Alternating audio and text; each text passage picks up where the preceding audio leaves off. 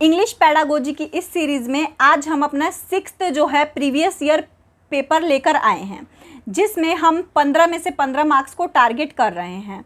तो इसमें हम क्या करेंगे कि इसमें हम टारगेट करेंगे सीटेट सितंबर 2026 के एग्ज़ाम को। इसमें हम 15 क्वेश्चन देखेंगे, उसको समझेंगे और उसको एग्ज़ाम में कैसे आपको करना है उसको देखेंगे।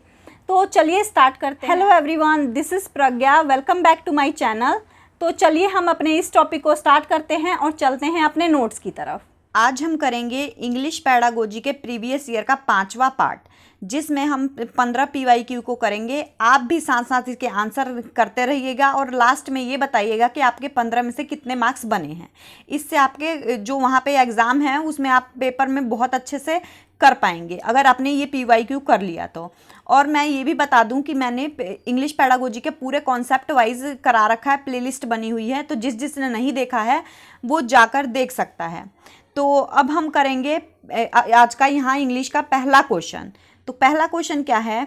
Learning of the mother tongue by a children is generally assume to be. अब जो बच्चों का मदर टंग है वो कैसे एज्यूम कर सकते हैं हम कि ये मदर टंग है? तो लैंग्वेज लर्निंग से, लैंग्वेज एसिमिलेशन से, या एब्स्ट्रैक्ट लैंग्वेज डेवलपमेंट से, या लैंग्वेज एक्विजिशन से। तो लैंग्वेज जो एक्विजिशन से ही हम पता लगा सकते हैं कि ये मदर टंग है बच्चे का। तो यहाँ पे 4th ऑप्शन करेक्ट हो जाता है। अगला क्वेश्चन है, an active listener immediately understand. कोई एक एक्टिव लिसनर है वो इमीडिएटली क्या समझ जाएगा? तो क्या वो what the speaker is trying to say, क्या वो जो एक स्पीकर है वो फट से समझ जाएगा कि वो स्पीकर क्या बोल रहा है? What the other person is से, दूसरा पर्सन क्या बोल रहा है वो समझ जाएगा। What the speaker want to say, वो क्या कहना चाहता है ये समझ जाएगा। Logic behind what the speaker is saying, तो मतलब जो स्पीकर बोलना चाहता है उसके पीछे का लॉजिक को समझ जाएगा। तो ये यहाँ पे 4th ऑप्शन ही करेक्ट होता है। अगला क्वेश्चन है कि to teach poetry in the class the teacher first read a poem then involves the learner. One group write the theme of the poem, another draw a picture to depict the main character, and yet another write the summary of poem. This activity aims at. तो यहाँ पे क्या है कि involving all students in the classroom. तो उन्होंने क्या किया है कि सभी बच्चों को एक साथ इन्वॉल्व किया है। तो ये थोड़ा ठीक लग रहा है, पर हम और भी ऑप्शन देखते हैं। Catering to diverse ability and interest of the learner. तो यहाँ पे क्या किया है कि उन्होंने डाइवर्स एबिलिटी को अपनाया है और लर्नर के इंटरेस्ट के हिसाब से ही उनको काम दिया है। तो ये हमारा सेकंड ऑप्शन ही करेक्ट लगता है। अगला क्वेश्चन है, the second language classroom is usually a confluence of varied language. The role of teacher in such a class is to given their students. अब यहाँ पे जो सेकेंड लैंग्वेज क्लासरूम है वो क्या है? वेरिड कर रहा है लैंग्वेज में। मतलब बहुत सारे, इसमें क्या हो रहा है कि बहुत सारे बच्चे जो सेकेंड लैंग्वेज है ना वो अपने अपने जो जगह के हिसाब से बोल रहे हैं। जैसे दिल्ली का बच्चा कोई और बोलेगा, जैसे बिहार का बच्चा किसी और लैंग्वेज में बिहार का लैंग्वेज बोलेगा। तो ये मतलब अब टीचर का रोल क्या होना चाहिए इस चीज़ में? तो अब यहाँ पे टीचर क्या करे? एक comfortable environment to develop requisite skill. तो क्या वो कंफर्टेबल एनवायरनमेंट बनाए और जो उनको ज़रूरत है उस हिसाब से पढ़ाए। तो ये बात ठीक बोली गई है, यहाँ पे पहला ही ऑप्शन करेक्ट लग रहा है।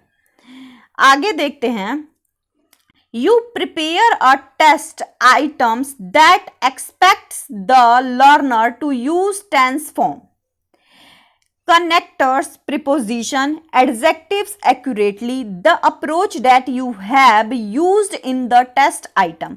अब एक कोई जो मतलब टेस्ट प्रिपेयर किया गया है जिसमें क्या टेंस के फॉर्म को कनेक्ट किया गया है, प्रिपोजिशन दिया गया है, एडजेक्टिव दिया गया है, और इस टेस्ट के आइटम्स को मतलब ये जो यूज किया गया है अप्रोच, इसको हम क्या बोलते हैं ये पूछा है।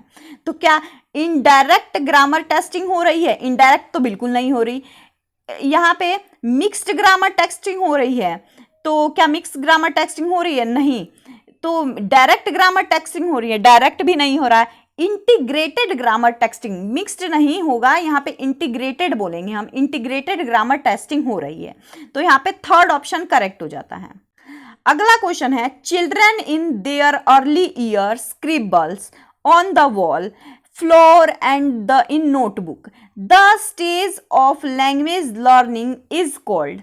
अब यहाँ पे एक जो बच्चा है वो मतलब ऐसे ऐसे ऐसे ऐसे ऐसे ऐसे स्क्रैम्बल कर रहा है ना, दीवार हो गया, फ्लोर हो गया या नोटबुक हो गया, उन सब चीज़ों पे, है ना। तो इस स्टेज ऑफ लर्निंग को हम क्या बोलते हैं? तो ये स्टेज ऑफ लर्निंग को क्या बोलेंगे? स्क्रैबलिंग नहीं, राइटिंग स्किल, राइटिंग स्किल तो कहाँ लिख भी कहाँ रहा है वो, ग्राफिक डेवलपमेंट नहीं, एमर्जेंट लिटरेसी बोलते हैं इसको। इसको क्या बोलेंगे? एमर्जेंट लिटरेसी कर रहा है बच्चा। आगे है, communicative language teaching stress the interdependence of. अब यहाँ पे जो कम्युनिकेटिव लैंग्वेज टीचिंग है वो किसके ऊपर इंटरडिपेंडेंट है? तो किसके ऊपर है देखते हैं, लैंग्वेज कन्वर्सेशन के ऊपर, लैंग्वेज साइकोलॉजी के ऊपर, लैंग्वेज एंड बिहेवियर के ऊपर, लैंग्वेज एंड कम्युनिकेशन के ऊपर। हाँ, तो पहली चीज तो भाषा होनी ही चाहिए, अगर हम कम्युनिकेशन कर रहे हैं तो उसमें भाषा जरूरी है। फिर कम्युनिकेशन होना चाहिए, एक बोल रहा है दूसरा सुन रहा है, दूसरा बोल रहा है पहला सुन रहा है, तो ऐसे इसीलिए लैंग्वेज और कम्युनिकेशन होना चाहिए। यहाँ पे फोर्थ ऑप्शन करेक्ट होता है। आगे है, you have to keep anecdotal record of the learning process of the student of your class. For this you need to use, आपको क्या यूज करने की जरूरत है? तो यहाँ पे देखिए, project technique, observation technique, oral technique या असाइनमेंट टेक्निक, आप कौन सी चीजें इसमें से यूज कर सकते हैं एनेक्डोटल रिकॉर्ड को रखने के लिए लर्निंग प्रोसेस में? तो आप कौन सा चीज यूज कर सकते हैं? ऑब्जर्वेशन टेक्निक, आपको सबसे जरूरी है ऑब्जर्वेशन टेक्निक का यूज करना। ठीक, तो यहाँ पे थर्ड ऑप्शन करेक्ट होता है। आप लोग भी साथ साथ में इसका आंसर देते रहिएगा। विच of the following statement is true in the context of grammar. अब यहाँ पे जो आपके ग्रामर के कॉन्टेक्स्ट में कौन सा इसमें से ट्रू है ये बताना है, कौन सा मतलब सही है ये बताना है। तो देखते हैं, grammar provide a set of rule that should be memorise, memorise की बात करी गई है तो ये गलत हो गया। Grammar has role in the learning of foreign language, foreign language में ही सिर्फ इसको यूज करते हैं तो ये भी गलत है। Knowledge of grammar help acquire fluency in speech, तो सिर्फ फ्लुएंसी के लिए ही ग्रामर का यूज जरूरी है तो ये भी गलत है। Grammar is a system of language, ठीक बोला है, which help is polishing our speaking and writing skills, मतलब ग्रामर एक सिस्टम है लैंग्वेज का जो पॉलिश करता है हमारे स्पीकिंग और राइटिंग स्किल्स को। तो यहाँ पे सेकेंड ऑप्शन ही करेक्ट हो जाता है। अगला क्वेश्चन है, when infant and very young children live in environment where they have no exposure और experience with language, their language development is severely impaired, the impaired is irreversible, which of the following terms support and the explanation। अब किसी का क्या बोला है कि यहाँ पे कि एक इन्फेंट है जो बहुत यंग है और वो एक एनवायरमेंट में रहता है, तो उसको उसकी एक्सपीरियंस लैंग्वेज के साथ कैसी होगी ये इस बारे में बताना है। तो कैसी होगी लैंग्वेज के साथ, तो देखते हैं यहाँ पे क्या सिमेंटिक्स होगी, नहीं, नेटिविज्म होगी, सोशल लिंग्विस्टिक होगा, सेंसिटिव पीरियड ऑफ डेवलपमेंट। तो ये क्या है कि ये जो लैंग्वेज का है सबसे सेंसिटिव पीरियड है, यंग है बच्चा, तो लैंग्वेज का नोम चॉम्स्की ने क्या बोला था, ये नोम चॉम्स्की की ही बात की गई है। नोम चॉम्स्की ने क्या बोला कि 0 से लेके 5 साल तक बहुत ज़्यादा क्रिटिकल या सेंसिटिव पीरियड होता है बच्चों के लैंग्वेज डेवलपमेंट के लिए। तो बच्चा बहुत यंग है और वो सीख रहा है, थोड़ा बहुत गलती भी कर रहा है, सीख भी रहा है, तो इसलिए ये क्या है, सेंसिटिव पीरियड है लैंग्वेज डेवलपमेंट के लिए। तो यहाँ पे पहला ऑप्शन करेक्ट हो जाता है। अगला क्वेश्चन क्या बोलता है, grammar should be taught by, grammar किस चीज के द्वारा हमें सिखाया जाता है? तो making learner do written assessment, सिर्फ लिखने से के लिए, encourage student memorise rule, memorise तो बिल्कुल करना ही नहीं है, giving adequate assessment to learner, adequate assessment के लिए करना नहीं, enabling practice in the context. तो ग्रामर हमें क्यों सिखाया जाता है, उसको कॉन्टेक्स्ट में समझने के लिए या प्रैक्टिस करने के लिए हमें सिखाया जाता है। ठीक, तो यहाँ पे फोर्थ ऑप्शन करेक्ट होता है। साथ साथ में आप लोग भी इसका आंसर देते रहिएगा और लास्ट में हम देखेंगे कि किसके कितने मार्क्स बनते हैं, आप लोग कमेंट में जरूर बताइएगा। You want to create a language rich environment in your class. आपने मतलब एक क्रिएट करना चाहा, कैसा लैंग्वेज रिच एनवायरनमेंट क्रिएट करना चाहा है ना, तो आपको क्या करना चाहिए? तो आप इसमें क्या करेंगे कि एनवायरनमेंट जो लैंग्वेज रिच एनवायरनमेंट है वो बने, तो establish a language lab in your class, क्या ये करेंगे? Motivate parents to buy language games and activity, games और एक्टिविटी के थ्रू लैंग्वेज सिखाएंगे। Provide an opportunity where the language is seen, notice and used by the learner. तो आप, हाँ ये वाला ठीक लग रहा है कि आप ना अपॉर्चुनिटी प्रोवाइड करेंगे बच्चों को कि जहां पे वो लैंग्वेज को देख सकता है, उसे नोटिस कर सकता है और उसको यूज कर सकता है ना, लर्नर क्या कर सकता है? उसको यूज कर सकता है। तो ये चीज हमारा यहाँ पे थर्ड ऑप्शन करेक्ट हो जाता है। अगला है dash gave the term acquisition, observation, natural input, dominant, hypothesis in the theory of second language learning. अब ये जो सेकेंड लैंग्वेज लर्निंग है उसमें acquisition, observation, natural input, dominant, hypothesis, ये सारे जो सेकेंड लैंग्वेज के टर्म है वो किसने दिया है ना?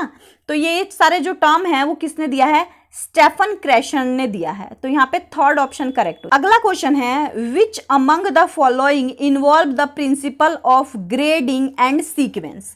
अब यहाँ पे ग्रेडिंग और सीक्वेंस में कौन सा इसमें से प्रिंसिपल ठीक है ये बताना है।